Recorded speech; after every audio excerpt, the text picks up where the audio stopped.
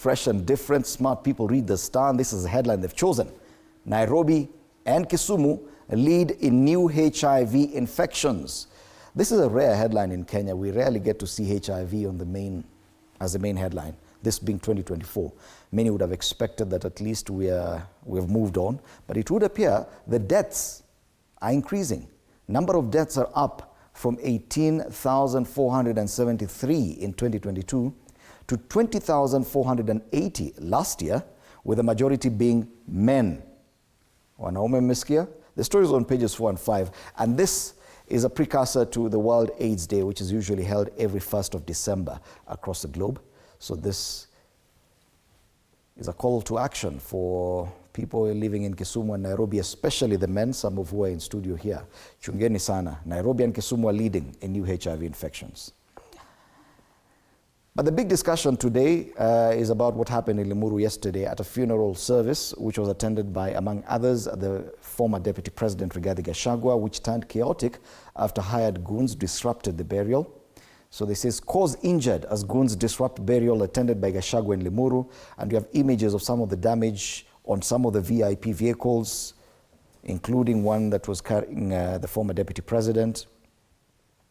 We have other pictures when the former Deputy President arrived for the funeral, accompanied by, among others, the Senator for Kiambu, Karungo Wathangwa. Down there, you see the damage on the seats where mourners were sitting under the tents. Some of the tents had to be re-erected again for the funeral service to continue later, but it was quite chaotic, and this story continued even late into the night with some of the leaders claiming that former Limuru MP Bwana Mwathi had been abducted, and they tried to gain access to the DCI headquarters here on Kiambu Road.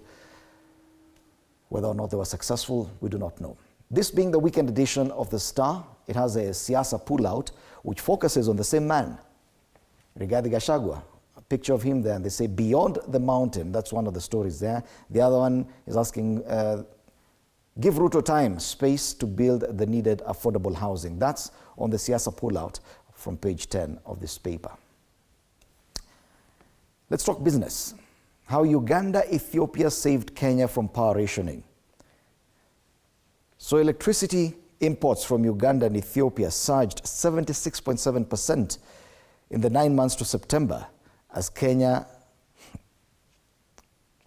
raced to avoid electricity rationing and curb blackouts. So probably without importation of electricity from Ethiopia and Uganda, we would have been having power rationing. Imports from the two countries surged 76.7% in 9 months. Local generation shortfalls expose Kenya to blackouts. That's the main story on the Business Daily. This paper has the top 40 over 40 men. The list is out. Interact with icons, pioneers, and social entrepreneurs, leaders, and innovators.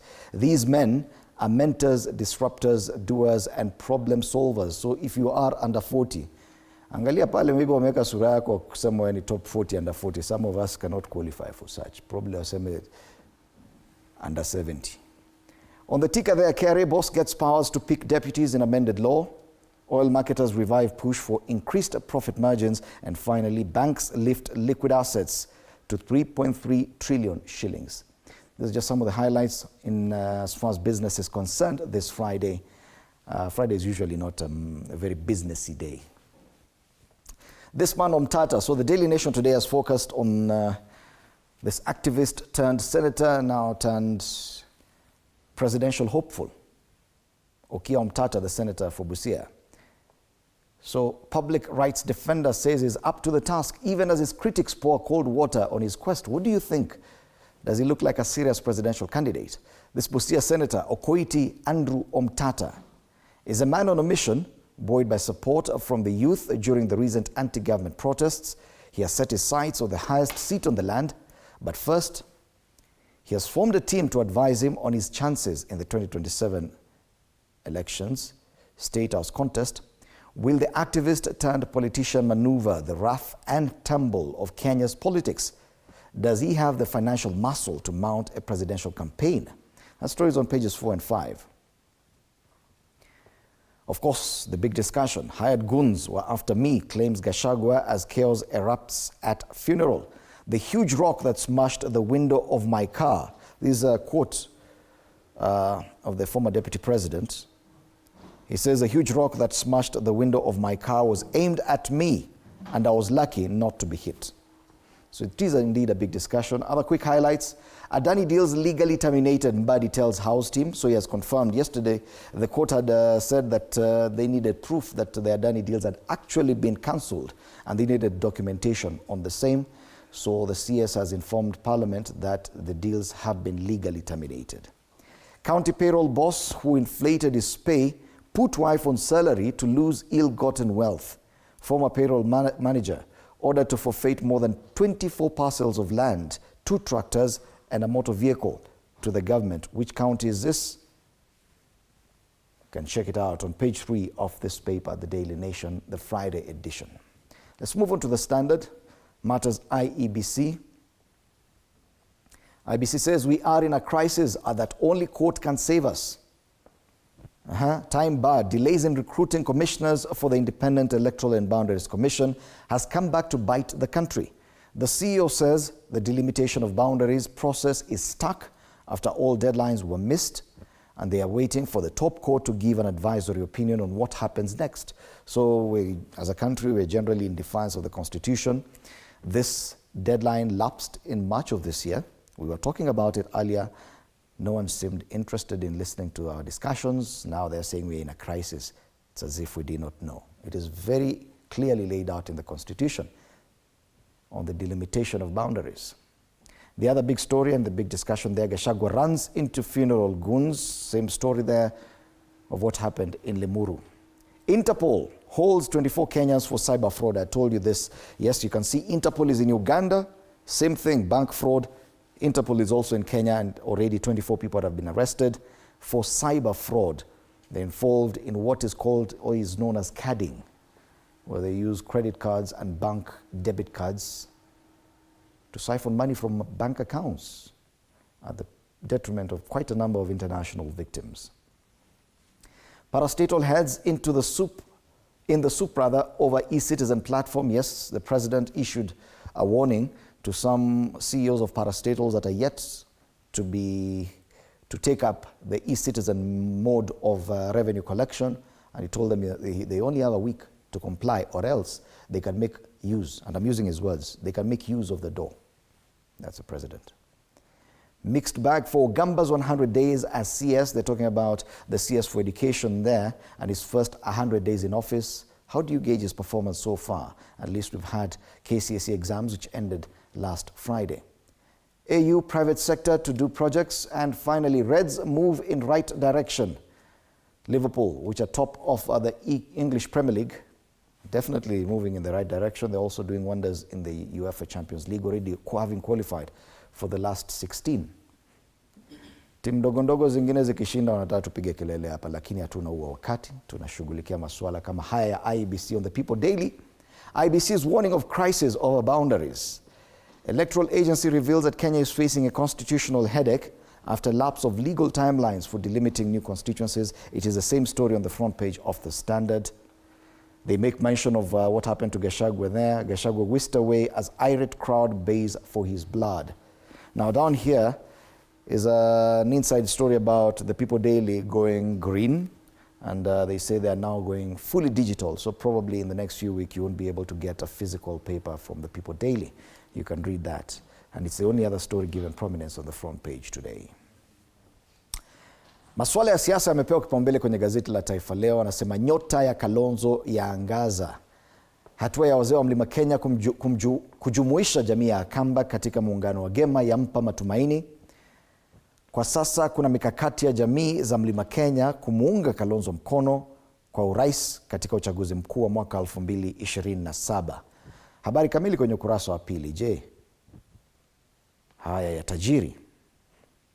Gachagua aponea padogo katika vurugu mazishini, ni habari ambayo imepewa kipaumbele kwenye magazeti mengi hii leo hapa Kenya.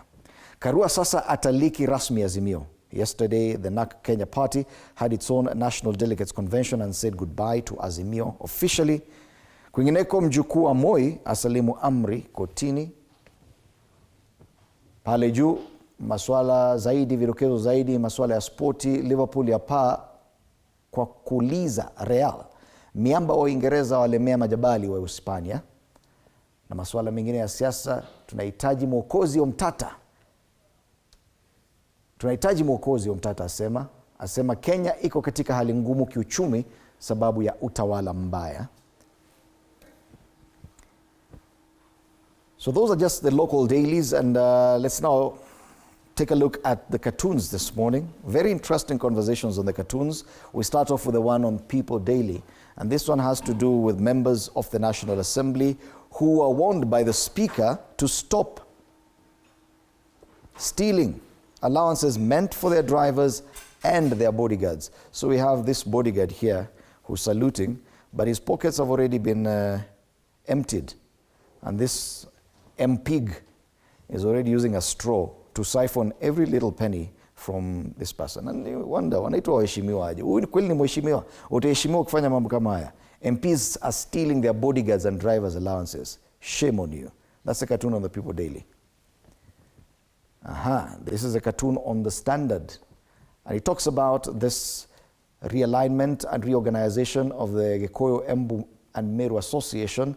Now there's a gentleman there, a caricature of the Wiper Party leader, Kalonzo Musyoka, carrying his A, representing a Kamba. So he's wondering, do I put it at the front so that it becomes Agema, or at the back so that it becomes Gemaa? Agema or Gemaa? Interesting.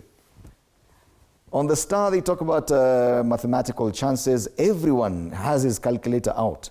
Yes, everyone is doing calculations with this ballot boxes in mind, 2027. So every possible presidential candidate is now very busy trying to find out what are my chances come 2024. So we have a caricature of someone who's facing away with a kofia. So is this a caricature of the former president, Uhuru Kenyatta, or the former prime minister, Raila Odinga? One of them, but he's just walking away and looking back.